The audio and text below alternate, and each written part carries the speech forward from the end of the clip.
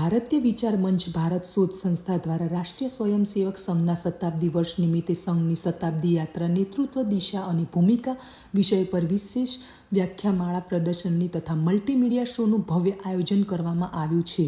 આ કાર્યક્રમ 11થી 14 નવેમ્બર 2025 દરમિયાન Gujarat university convention and exhibition centre Memnagar Ahmedabad ખાતે યોજાશે.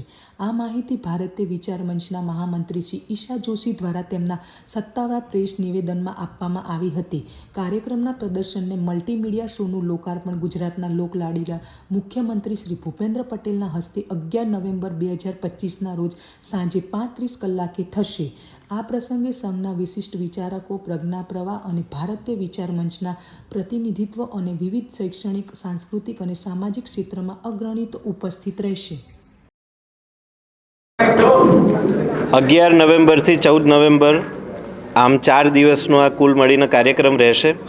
કાર્યક્રમમાં પહેલા દિવસે એટલે 11મી નવેમ્બરના દિવસે સાંજે 5:30 વાગે માનનીય મુખ્યમંત્રી શ્રી ભૂપેન્દ્રભાઈ પટેલના હાથે આપણું જે મલ્ટીમીડિયા શો અને પ્રદર્શની છે એનું ઉદ્ઘાટન થશે અને ત્યારબાદ સાંજે 6:30 વાગ્યાથી 8 વાગ્યા સુધી વ્યાખ્યાનનો કાર્યક્રમ રહેશે પહેલા દિવસે, જેમાં વક્તા તરીકે ડૉક્ટર કૃષ્ણગોપાલજી રહેશે અને આદ્ય સરસંઘચાલક ડૉક્ટર પૂજ્ય હેડગેવારજીના જીવન ઉપરની વાતચીત રહેશે.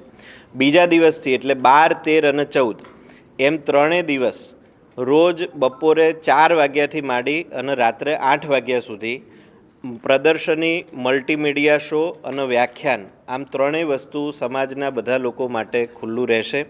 અને જેમ મેં અગાઉ વાત કરી હતી અને આપ સૌને પ્રેસ નોટમાં આપેલું છે એ પ્રકારે 3 વક્તાઓ 3 દિવસ પોતાની વાતચીત કરશે. અમે આમ તો સમાજના તમામ ક્ષેત્રના અગ્રગણ્ય લોકોને બોલાવ્યા છે, એટલે લગભગ બધા લોકો જેમ મેં કીધું એમ બ્રિટિશ ડેપ્યુટી હાઈ કમિશનર પણ આવશે, એ 11 તારીખે આવવાના છે.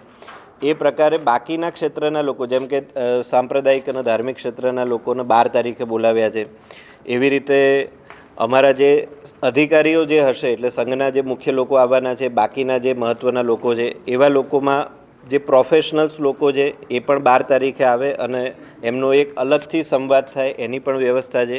મીડિયાના આપ સર્વેના બાકીના જે મહત્ત્વના મિત્રો છે, સિનિયર એડિટર્સ છે અને બાકીના લોકો ચેનલ હેડ વગેરે જે છે એમને પણ 13મી તારીખનું એક અલગથી બેસી શકે, સંવાદ થઈ શકે એ પ્રકારનું એક આમંત્રણ છે. ઇન્ડસ્ટ્રીયાલિસ્ટ વગેરે જે બધા મિત્રો છે 14મી તારીખે એમનો પણ એક અલગથી સંવાદ અને એ પ્રકારનો કાર્યક્રમ એક અલગથી પણ રાખ્યો છે. એટલે સમાજના તમામ ક્ષેત્રના તમામ અગ્રગણ્ય લોકો અને આપના માધ્યમથી બાકી બધા લોકો પણ જે જોડાશે એ બધા લોકો આ 3ની મુલાકાત લઈ શકશે.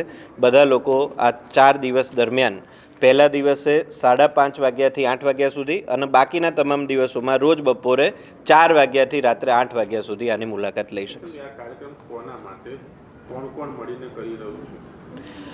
આ કાર્યક્રમ જે છે એ કોના માટે?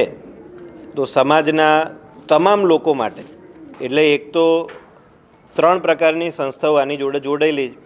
એમાં એક છે ભારત શોધ સંસ્થાન અને ગુજરાત યુનિવર્સિટીના સહયોગથી આખો કાર્યક્રમ થઈ રહ્યો છે. આ બંને લોકો એકેડેમિક જગતની અંદર કામ કરનારા લોકો છે, એટલે સ્વાભાવિક રીતે આની અંદર રિસર્ચ પેપર પણ પ્રકાશિત થવાના છે. એટલે જે રિસર્ચરો છે, શોધકર્તાઓ, અધ્યયનકર્તાઓ, પ્રબુદ્ધ લોકો, ઇન્ટેલેક્ચ્યુઅલ લોકો, જે લોકો સંઘ અને સંઘની આખી આ યાત્રાને વૈચારિક રીતે સમજવા માગે છે, લેખક મિત્રો, આ બધા જ પ્રકારના લોકો માટે આ એક મહત્ત્વપૂર્ણ પ્રસંગ છે. અને સાથે સાથે સમાજના તમામ એવા જાણવા માટે ઈચ્છુક લોકો, આ સંઘની યાત્રાને જોવા માટે ઈચ્છુક લોકો જે હજી સુધી સંઘને સમજતા નથી અથવા તો સંઘ ઉપરના જે પ્રશ્નો ઊભા કરનારા લોકો છે, જેને એ વિષયનો જવાબ જોઈએ છે અથવા તો જેને પ્રશ્ન જ કરવો છે, જવાબ પણ નથી જોઈતો, એ તમામ પ્રકારના લોકો માટે આપણી આ જગ્યા ખુલ્લી છે. બધા લોકો આવી શકે, એને સમજી શકે એના માટેની વ્યવસ્થા છે. અને આટલા બધા લોકો જ્યારે સમાજના બધા લોકો આવતા હોય અને સંઘના 100 વર્ષ હોય તો સ્વયંસેવક મિત્રો જે છે સંઘના એમને તો બાકાત રખાય જ નહીં. એટલે બધા જ સ્વયંસેવક મિત્રો પણ સાથે સાથે આમાં જોડાશે.